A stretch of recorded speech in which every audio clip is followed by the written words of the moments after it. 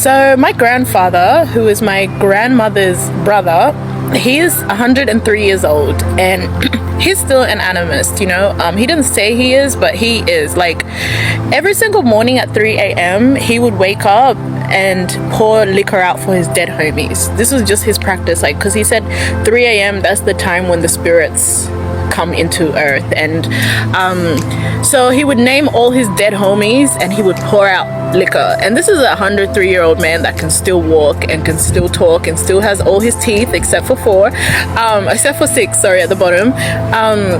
And so he told me this story about how so my grandmother, she's like the last person in my family not to convert to Christianity. And so when she was like a big time believer of Aler, which is like our totem, our clan, like the totem of our clan. And he said that when he was 18 years old and my grandmother was married, he went to school for like a month. And then, like, this is when people used to like, they would have to travel out of their villages to go to school, which is like the schools that the Christian missionaries would, you know, they're the ones that would run the school. So he said that he came back after a month and my grandmother had sacrificed the only cow left in the house, which is the cow for my grandfather to drink milk from. She had sacrificed it to Aler.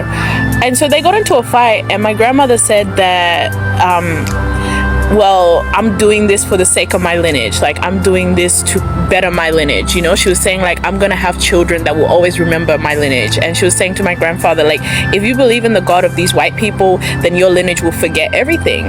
And so my grandfather, out of anger, he kind of just like stormed out of the house and he was like, I'm never gonna believe in these gods and stuff like that.